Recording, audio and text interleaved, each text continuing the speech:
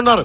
బ్రహ్మలింగం చెరువుని రిజర్వాయర్ గాను పర్యాటక అభివృద్ధి గాను మరియు సాగునీరు తాగునీరుని అందించమని కోరుకుంటా ఉన్నారు. గన్నవరంలో ఐటీ కారిడార్ ని పెట్టండి. మనకి మల్లపల్లిలో పూర్తి స్థాయిలో పరిశ్రమలను ఏర్పాటు చేయండి. అలాగే విజయవాడ ఏలూరు మధ్యలో రైల్వే లైన్ క్రాసింగ్ నెంబర్ 33-4 వద్ద అండర్ పాస్ ఏర్పాటు చేయాలి అంటే ఖచ్చితంగా అది రైల్వే లైన్ కాబట్టి మన బాలశౌరి గారు గాజు గ్లాసు గుర్తు మీద ఆయనే మాట్లాడగలరు. ఇవన్నీ ఆయన మాట మెత్తగా ఉంటుంది. గొంతెత్తితే పగిలే కొద్ది గాజు ఎంత పదునెక్కుద్ది ఆయన అంత పదునెక్కే మనిషి, పదునున్న మనిషి ఆయన. అలాగే NH-16 వేలూరు క్రాసింగ్ ని కూడా జాతీయ రహదారికి అండర్ పాస్ ఏర్పాటు చేయమంటా ఉన్నారు. 2 అండర్ పాస్లు కోరుకుంటా ఉన్నారు, బ్రిడ్జిలు కోరుకుంటా ఉన్నారు.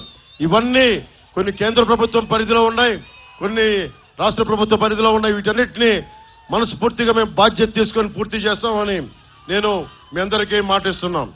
నేను ఇదే ఈ రోజు అడుగుతా ఉన్నాం. నేను పని చేస్తాను, పిఠాపురం నుంచి పోటీ చేస్తున్నాను, పని చేస్తాను, మేమందరం కలిసి పని చేయిస్తాను.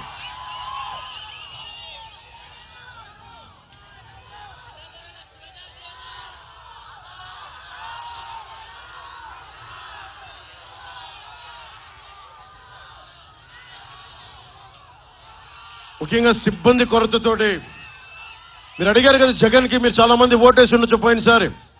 మెగా డిఎస్ నువ్వు చొక్కా దించుకున్నావు, నువ్వు షారుఖ్ ఖాన్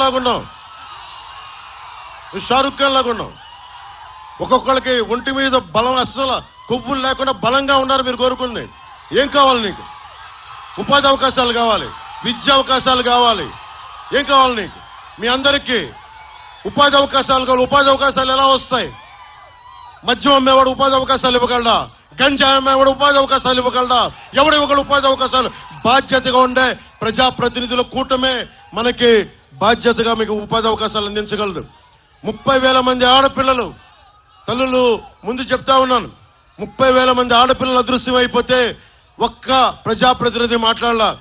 వల్లభనేని వంశీ గారిని అడగండి, రేపు పొద్దున కనిపిస్తే నమస్కారం చెప్తాను, అన్ని చేస్తాను. కానీ పాలసీ పరంగా నా సొంత రక్తం అయిందైనా సరే నేను విభేదాలు పెట్టుకుంటాను. వల్లభనేని వంశీ గారు నాకు తెలిసి ఉండొచ్చు, 2014లో ఆయనకి మద్దతు తెలిపి ఉండొచ్చు. కానీ ప్రజాక్షేమం కోసం, రాష్ట్ర హితువు కోసం ఈ రోజున జనసేన మద్దతుదారులు ఆయనకి దయచేసి ఆయన మాటల వల్ల పడొద్దు. ఆయన డబ్బులు ప్రలోభాలు పెడతారు, దానికి పడకండి. 2,000 రూపాయలకి దయచేసి మనం లొంగిపోతే మీ బంగారు భవిష్యత్తుని మీరే పాడు చేసుకున్న వాళ్ళు అవుతారు. ముఖ్యంగా జనసేన మద్దతుదారులకి 2 చేతులెత్తి నమస్కరిస్తున్నాను. కూటమి ధర్మం, నేను ధర్మం కోసం పోరాడుతున్నా. ధర్మందే గెలుపు, ధర్మందే విజయం, పొత్తుదే గెలుపు, కూటమిదే పీఠం. రాగానే మెగా డిఎస్సిని మనకి నోటిఫికేషన్ విడుదల చేస్తాం. అలాగే ఎస్ఐ ఉద్యోగాలకు కానీ, ఎస్ఐ రిక్రూట్మెంట్ కానీ, మనకి కానిస్టేబుల్ రిక్రూట్మెంట్ కానీ జరగల. అందరికీ ఉద్యోగులందరికీ కాంట్రిబ్యూటరీ పెన్షన్ స్కీమ్ ని తిరిగి దాన్ని ఎలా తీసుకురావాలి, దానికి ప్రత్యామ్నాయ మార్గాలు ఎతికి దానికి అండగా నిలబడాలి. ప్రతి ఉద్యోగికి నెల జీతాలు సక్రమంగా వచ్చేలాగా కాంట్రిబ్యూటరీ పెన్షన్ స్కీమ్ కి సంవత్సరంలోపు ఒక పరిష్కార మార్గాన్ని కనుక్కుంటామని నేను మీకు మాటిస్తున్నాను. గన్నవరం కామ్రేడ్ సుందరయ్య, పుచ్చలపల్లి సుందరయ్య, మీకు ఎంతమందికి తెలుసో తెలీదు. మీలాగే ఎర్ర కండువాలు కట్టుకొని ఒక్కొక్క దోపిడీ చేసే ఒక్కొక్కడి మీద పోరాటం చేసినాడు. ఆ ఎర్ర కండువా విప్లవానికి చిహ్నం, విప్లవానికి గుర్తు, మార్పుకి గుర్తు. ఆ ఎర్ర కండువా గుర్తుపెట్టుకుని పుచ్చలపల్లి సుందరయ్య గారు తెలంగాణ సాయుధ పోరాట యోధుడు, కమ్యూనిస్ట్ యోధుడు. అందరం బాగుండాలి. జగన్ కథలు చెప్తాడు కదా, జగన్ కథలు చెప్తాడు. క్లాస్ వార్ అని కథలు చెప్తాడు. క్లాస్ వార్ ఉన్నాడు ఏం చేశాడు? కూర్చోబెట్టి సారా కొట్లు పెట్టాడు, సారా ఫ్యాక్టరీలు పెట్టాడు, 40,000 కోట్లు దోచేశాడు. భవన నిర్మాణ కార్మికులు కండను కరిగించి రక్తాన్ని ధారపోసి మనందరం కలిసి ఒక 450 కోట్లు భవన నిర్మాణ కార్మికుల సంక్షేమ నిధికి ఇస్తే సంక్షేమ నిధిని దోచేసిన వ్యక్తి. నేను మీకు ముఖ్యంగా భవన నిర్మాణ కార్మికులు దారి పొడవుతో నాకు నమస్కారాలు తెలియజేస్తుంటే వారికి ఒకటే చెప్తా ఉన్నాను. భవన నిర్మాణ కార్మికులకి మేము మీకు అండగా ఉంటాం. సంక్షేమ నిధిని తిరిగి రాగానే మీ అకౌంట్లు వేసే బాధ్యత మేము తీసుకుంటాం. అలాగే ముఠా కూలీల సంక్షేమాన్ని కూడా మేము బాధ్యత తీసుకుంటాం.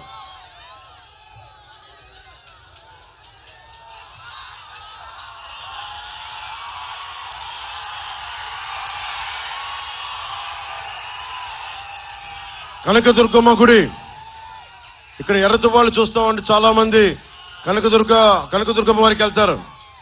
మనకి వెండి రథాలు మనకి అమ్మవారిని లాగే ఉత్సవ విగ్రహాలను ఊరేగించడానికి రథానికి ఉండే మూడు వెండి సింహాలు మాయమైపోయినాయి.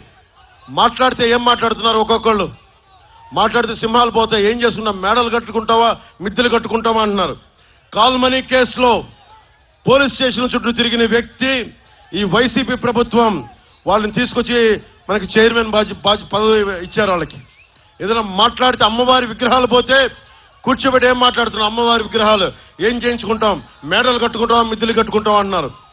ధర్మాన్ని అన్ని ధర్మాలకి, ఇస్లాం ధర్మానికి, మనకి Abrahamic religions, Christianity, Jesus Christ మనకి ఆయన ముందుకు తీసుకెళ్లిన క్రిస్టియన్ మతాన్ని కానీ నిజానికి గుండెల్లో పెట్టుకున్న భారతదేశ ధర్మాన్ని, సనాతన ధర్మాన్ని వైసీపీ నాయకులు దెబ్బలాడతా నీచంగా ఉంటే ఒక్క వైసీపీ నాయకులు మాట్లాడలా, వల్లభనేని వంశీ గారు మాట్లాడలా, అందరూ కించపరిచారు.